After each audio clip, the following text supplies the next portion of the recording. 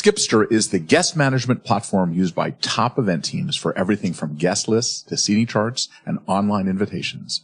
If you're looking for next generation event software that helps deliver perfect guest experiences, head over to Skipster's website.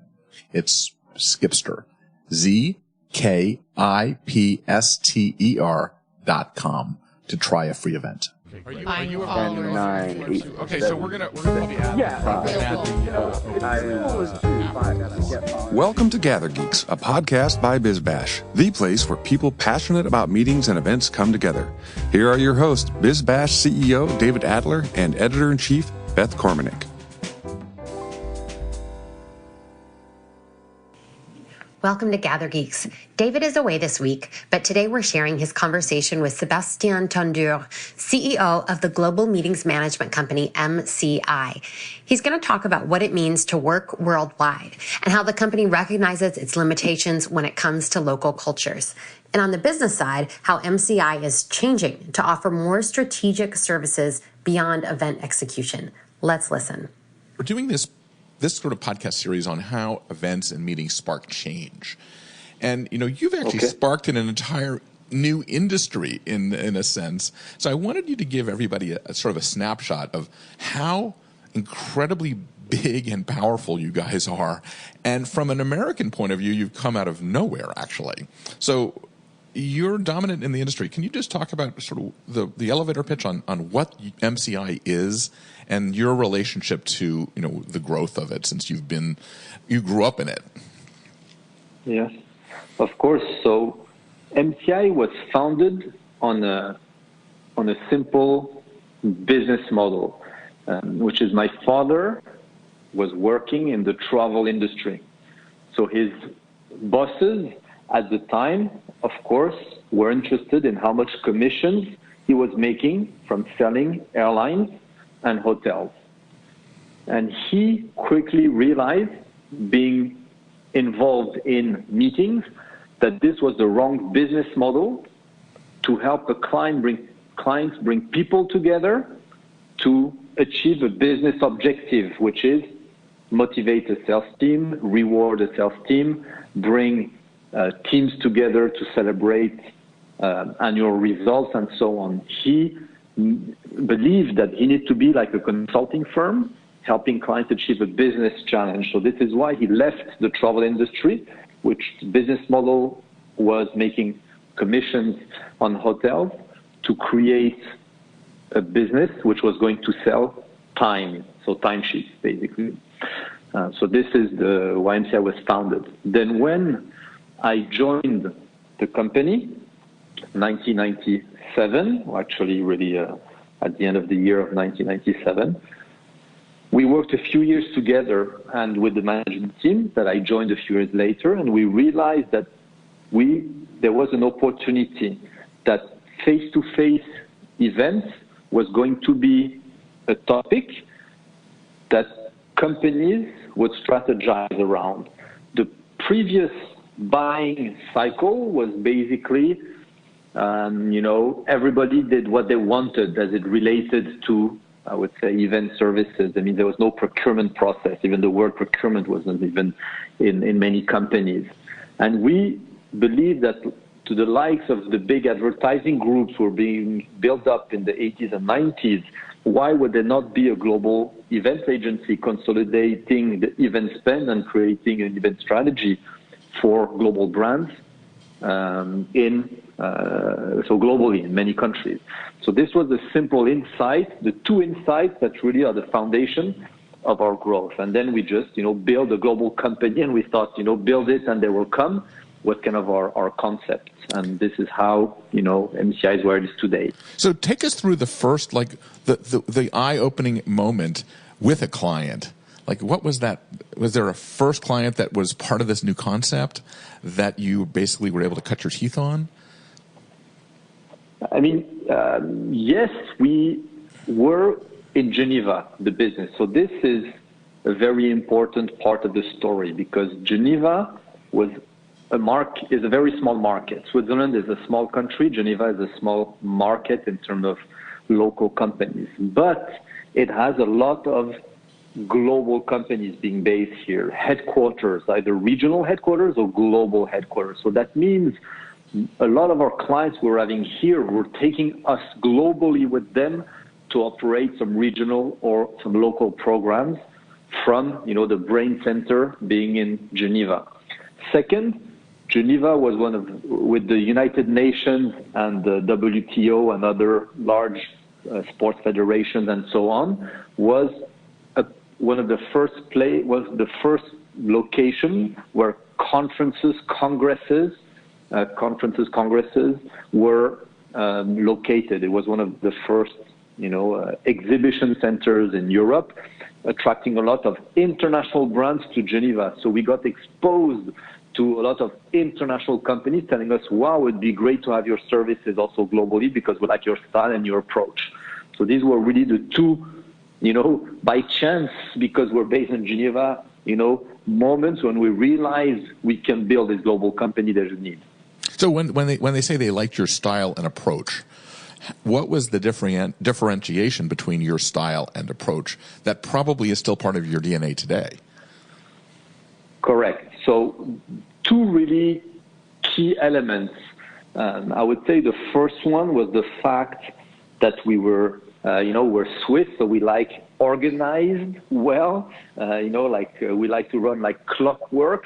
And I think this approach to quality of project management, this diligence was something particular to, this nation's, culture.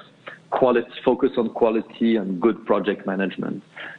Second, again, based on the fact that we are here, we're very cosmopolitan because Geneva also attracts, so it's a cosmopolitan city where there's a lot of different nations and culture. We could call it a melting pot. And being in that environment, it means we know how to adapt ourselves very well globally. And there's no also history of any conflict with other nations. So there was this part of our DNA allowed us to be credible and accepted everywhere.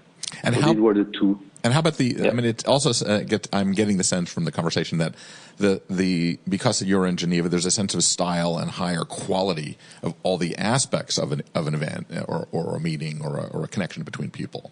Mm-hmm. I would assume that's the case as well. And, correct. So there's this sense of culture, and then being multicultural with a lot of people coming from different countries and speaking multi-languages. So there's the two sides. There's the Swiss spirit of working like a Swiss watch or clock, and on the other side being extremely multicultural because it's a place that imports human capital.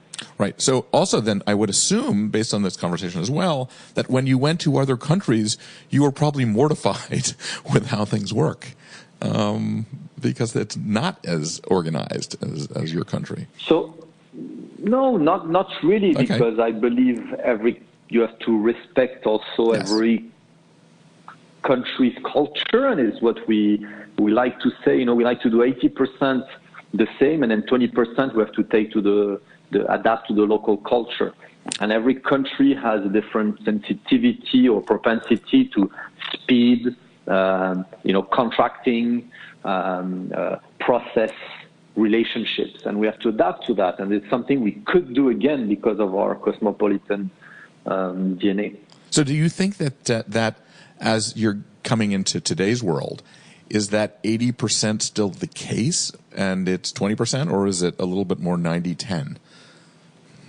So, no, I would say it's still definitely 80-20, even maybe 70-30, really? Actually. I was saying it's maybe more, I'm sensing there's more local, confidence also because the world is more global now. We've been more global. It's been accepted. So there's, a recognition of tradition and culture needs to be respected. So I'd almost say we're going to almost a 70-30, so to speak. And but then what I think is changing a lot is that historically our value proposition was that we could organize an event, right? It was about the logistics, working like clockwork. It was something complicated, get access to information. Since the disintermediation, of the internet, and I would say the past, 5-6 years, but I think the future will really come even more now. I believe it's the end of RFPs. So we're getting into a phase where it's much more of the consultative work that will be valuable to clients more than the execution. Although execution is very important, I think clients will value the creative and strategic work even more, our ability to proactively add value to their businesses based on our knowledge of human interactions and human capital engagement. I believe that, we've had some conversations in the past that I believe that event organizers are now more collaboration artists than they are. They're expecting logistics to be perfect, but how to correct. I like to say we are integrators, like in the IT world, where we integrate different components to create a final product. Really engineers. And so what do you see as the big, when you come into a company, to a project now, is there a common problem that you solve that you see when somebody is not using this type of service, and after they start using it, they their eyes light up and they say, oh my God, this is the way to do it? Like, what is, talk about magic. Like, I'm trying to figure out what the magic is for the client and what the magic is for the attendee and what the magic is for the outcome. Yeah. I don't know what to answer to this just like that. But it's at the end of the day, I don't think this debate on companies doing too many meetings. But you're talking here internal meetings. I haven't heard or seen negative comments in all the thousands and thousands of events we do where people don't believe that by coming together then add value to the business. Now it's hard to measure. Like online, we can measure any lead or marketing demand generation campaign. It's a bit harder in our field to measure the intangible. So we just look at at the smiles and the comments on did you do more business? Did you meet new people? And networking is a basis of human capital engagement and of our core nature. So do you have it sounds like you're not focusing as much on the strict ROI like the internet and things like that. Is that a common way of approaching it? Yeah. Which is really eye-opening. It's eye-opening because it never really works. Correct. We look at satisfaction. We look at learning outcomes. We look at change. We look at return on objectives. And R.O.I. is the ultimate, but is not always applicable due to the intangible nature of, we touch hearts and minds.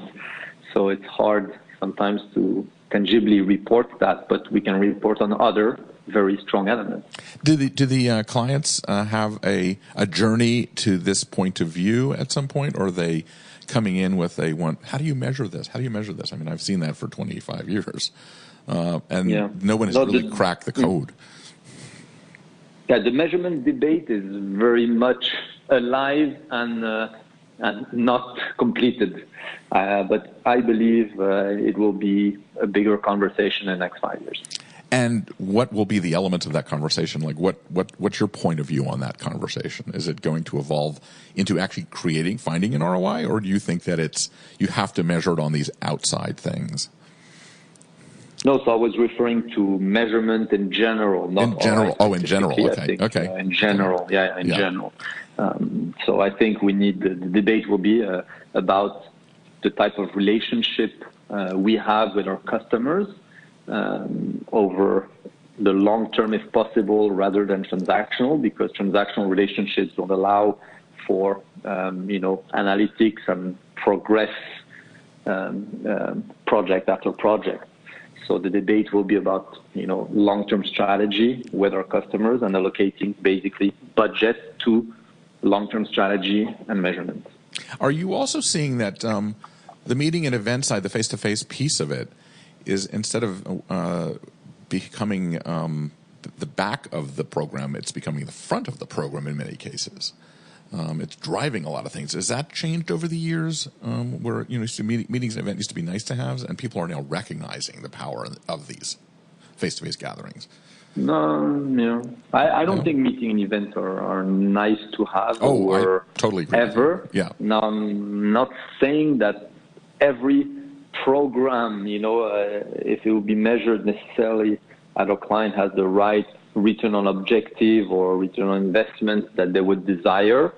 But I don't see today all the trends are not in a downward spirit, and on the contrary, I believe that as we enter the fourth industrial revolution and a lot of changes of business model in companies, companies will need to bring their people together so they can connect and engage to be able to build those models of the future. Can you talk a little bit about what you see as the fourth revolution here? So the fourth industrial revolution is really the new phase we're entering, the age of data. So since there is, Internet of Things, we're able to track biological data, physical data, and the coming together of all these data points allows us to find new findings. It's also with data. If we take an example, the car industry might be revolutionized because we all own 1, 2, 3 cars, but they sleep most of the day and they could be shared. So car companies to reinvent their business model, for example, maybe in terms of car sharing. So there'll be different, and a lot of businesses have to review how they distribute, market, potentially produce, so they have to change their business model. So that requires change, and who drives change? People. Right. So the human capital of companies drive change. Building a memorable experience for your guests means planning every detail right. Skipster is the guest management platform designed to help you create the perfect experience, from impressive online invitations to seamless check-in at the door. Get started at Skipster, spelled ZKIPSTER.com, for a free test event. So you have in your organization, you focus on digital analytics and things like that as one of your subcategories that you talk about. Is that becoming more important than ever, I assume? And what is the data scientist is like this sexy guy in the event world now? How do you guys use analytics to change what you do, and like what's going on right now? Yeah. So we're really at the beginning of this journey. So internally, we're implementing some new project management processes, using things like Slack or Teams or different softwares like that internally, which will generate, but we don't know yet, but over time, or a lot of digital communication, over time we'll find some new outcomes, but it requires a bit of time. Now I think in terms of our client conversations, we're still really in infancy of having a data conversation. And this is linked to, to be honest, to capability that we need to still learn on habit on both sides, and price.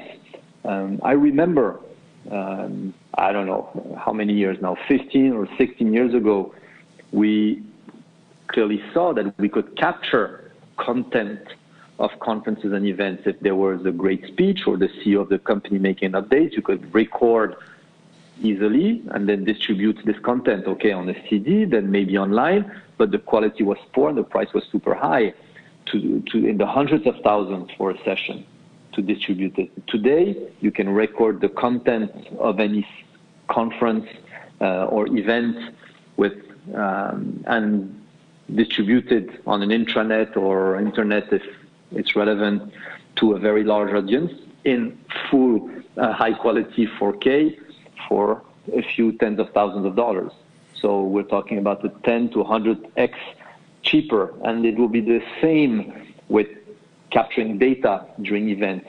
There are some devices to capture data to understand audience sentiment, etc., but the price range is too high for mass market.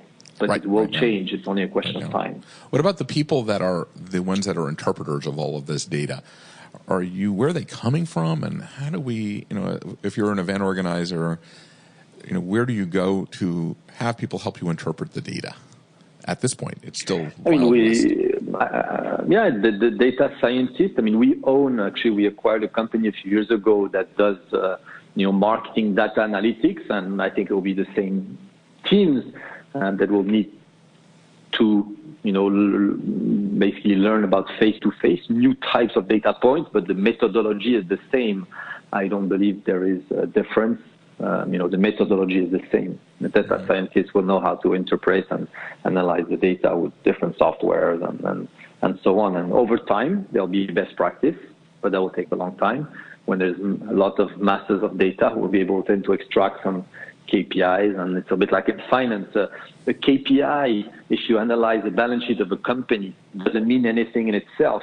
It only means something if you compare it with either a sectorial data extracted from the balance sheet of similar companies in a similar space or in a certain region or different companies.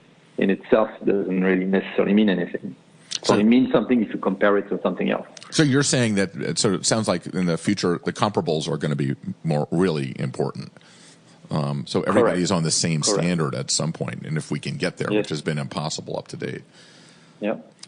So what about the types of meetings and events that you're seeing? You're watching. You have this. You're global now, so you're in a catbird seat to see what's happening around the world.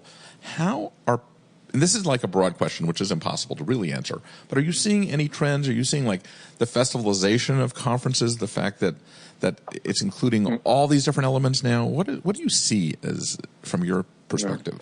I mean, there's of course a lot of difference based on where we're in the world. There's, I would say, on one side of the spectrum, you will have I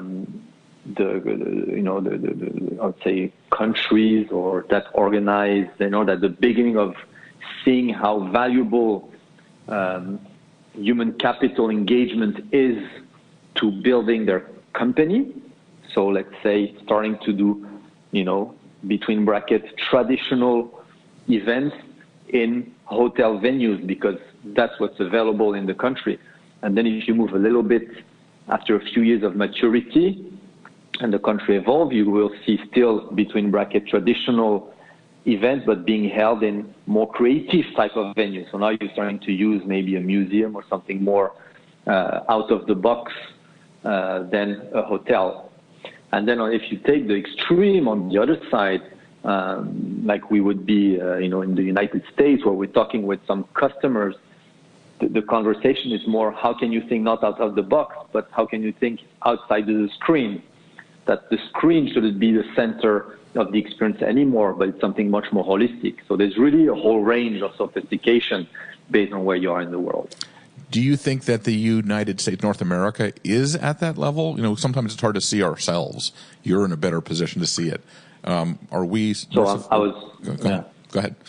I was making a point on creating, some bulk parts, black and white situation, to show the left and right situation. Now, in every country, there's a little bit of everything as well. There can always be somebody more modern than another place.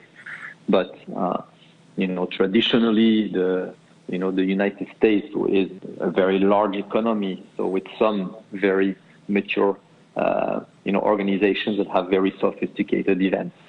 So I guess you're saying that when you engage with a company, you're watching the evolution of their belief in face-to-face. That evolves, and it seems like in all countries and companies. Mm-hmm. And that seems to be happening everywhere. Are there places that you are right now, like in China and places like that you're just seeing it starting? I mean, the idea of global expansion means that you're seeing opportunity that other people don't see. So you want to go in there. Are there countries and parts of the world that you think are ripe? That I mean, this is kind of full circle with the beginning of our conversation. A country like China, which has a very strong local culture, has to adapt to a global marketplace. Mm-hmm. So when Chinese companies do events globally, they would use companies like ours that have a global experience, best practice, and experience to share. Whereas even if it's a global Chinese company looking at organizing an experience in China, so domestically, we're probably not the most accurate partner because we might miss some local cultural perspective. Our role as a global company is to bring a global strategy and a global added value, and that's our business model. And that really makes the world smaller. Eventually, the cultures kind of morph together at some point too. It's what we said before, the 70-30, 80-20, whatever it is, brought to reality. And so what are the types of meetings that you see that are the most that the companies are seeking? Like we talked about learning and development and sales and thought leadership and business entertaining. Yeah. Is it just everything that they're just using the toolkit?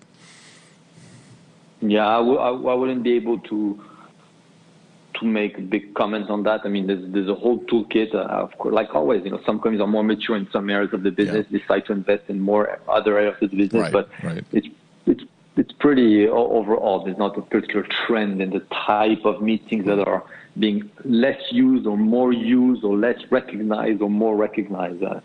I think it's pretty consistent across. But how about the attendee? When you say sparking change and magic and all that kind of stuff, does are people? I mean, when you hear something really inspiring, your brain goes off in the same way, no matter where you are, or if you meet somebody, it's not that much different. But are the attendees expanding in terms of what they want once they experience one thing?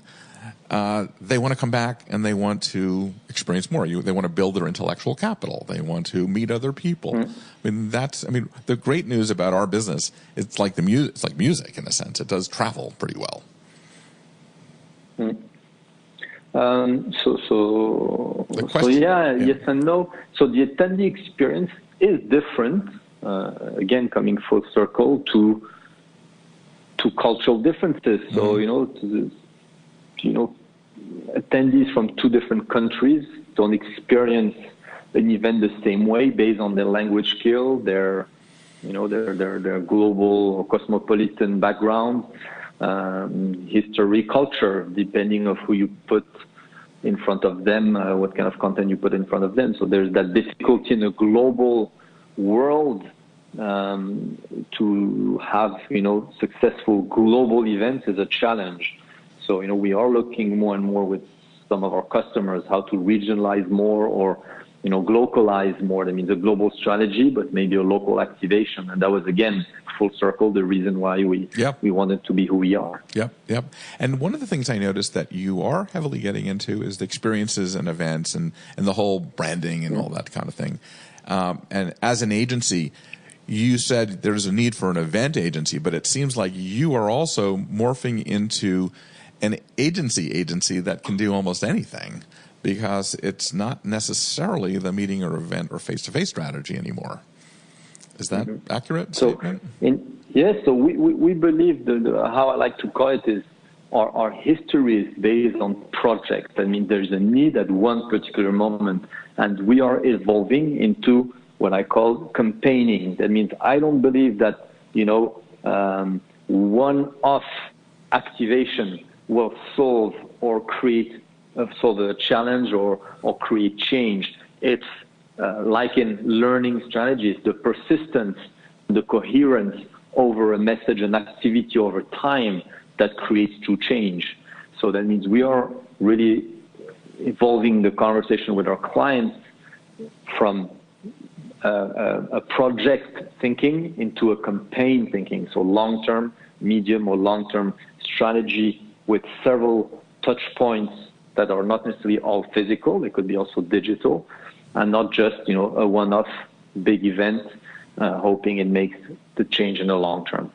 And you're also seeing the fact that there's a lot of these big agencies that are claiming that they can do events, but they have more of a creative agency approach to things. And are you seeing more competition in that world, or is it, if you know how to do events, that's a whole skill set in its own. But agencies are outsourcing a lot of that if they don't have the skills that you have. Is that an accurate statement, or do you think that there's a confusion in the marketplace? I think going forward it's a lot of companies are competing with a lot of other companies. We used to say the catering company sometimes does the event, sometimes the event, will, organize the decoration versus using a deco company. So it's kind of everybody doing everything. And today, the next evolution, and we see it quite often, is you'll see perhaps a training company or a consulting company, seeing that the face-to-face is important, trying to themselves pull it off, finding out it's more difficult than planned, and so on. So I think what is very clear for me is, although the conversation we had before that we're more thinking more and more campaigning and strategically with our clients versus projects, we're also very clear that our business is about bringing people together in a live environment. And this is what we know how to do, and we're not going to try to do somebody else's work. But we believe that the face-to-face alone without the other touch point doesn't make as much sense and as much impact ROI. So this is why, very logically, we're moving into strategic and long-term conversation with our clients versus, just one-offs. Right. There's no silver bullet, as one said. So I want to end on, you have 2,800 employees. And the key is you have this DNA that we talked about, in the first few minutes of our conversation. How do you train these people to think the way you think in an effective way? And what advice do you give to other companies for how do you train? I think one thing about your Swiss background is that, training and making sure people know how to do things properly is important. How do you do it? So it's very simple. We use what we preach. And that means we use events, conferences, summits, board, and all kinds of face-to-face interactions coupled with, online connections to build culture and rapport and engagement between our teams. So we bring, when we have, we make sure we bring, key strategists to the MCI headquarters when we design strategy, and we do engaging workshops, and we try to create as a team. So it's a commitment we have as part of the DNA to work as a team to make decisions. We don't go, top-down rollout. We really work collaboratively. We have, learning weeks. So of course we don't take everybody globally to a certain destination necessarily for learning week, but we will do a learning week in every office at the same time. So that allows us to share branding, communication, output, potentially record sessions, potentially online participation to other offices, and so on and so on. So we bring our leadership together, we bring our salespeople together, and so on and so on. So really we use online engagement coupled with digital activation to be able to create a unified culture. And culture is critical. Culture eats strategy for breakfast. Yeah, absolutely. So I knew you were going to say something like that. That's great. So it's a mindset, and we try to have an approach to the business that is similar. We're not a network, so we're a group. So this means the holding company owns 100% of all the companies in the group. Again, so we're not a network. So we are by strategy building a unified organization, respecting, of course, local culture and differences, but we are building a global value proposition for our clients. This is our strategy. Okay, we're back. 2 points to consider before we wrap up. First, I was really interested in the shift in MCI's services from one-off or project-based event execution to a long-term creative and strategic approach to clients' events. Now they're becoming essentially more of a consultant, and from an event business perspective, they're getting clients to enter into longer lasting relationships and commit to more work. Another thing, Tondeur's aversion to hotel ballrooms came through loud and clear. And I get it. Yes, some are beige boxes, and maybe I'd rather go to a museum or an unexpected venue. But, ballrooms exist for a reason. So I would love to turn this one over to you, our listeners. Does anyone want to defend the hotel ballroom? Tweet to us at BizBash or post about this in our Event Planners Gather group on LinkedIn. Let's hear your voices. So one thing to plug this week, the Canada Top 100. This year's picks for the most important, interesting, and effective events in Canada. Our Toronto-based contributor, Nancy Carr, compiled this list, and we are so excited to share this year's version with you. Find that at bizbash.com. With that, thanks to our producer, Dave Nelson, our editorial liaison, Claire Hoffman, and to Rebecca Pappas, our Vice President of Production and Client Services. Thanks for listening, and gather on. Thanks for listening to today's episode. If you like what you're hearing, be sure to subscribe to the podcast on iTunes or your favorite podcast app. We can be found on iTunes, Stitcher, SoundCloud, Player FM, Google Play, and Pocket Cast. Be sure to leave us a rating and review. It helps others discover the GatherGeeks podcast. We'd also love to hear from you. You can leave feedback on Twitter @GatherGeeks or leave us an email, gathergeeks@bizbash.com. We hope you'll join us again for the next episode of GatherGeeks. Until then, gather on.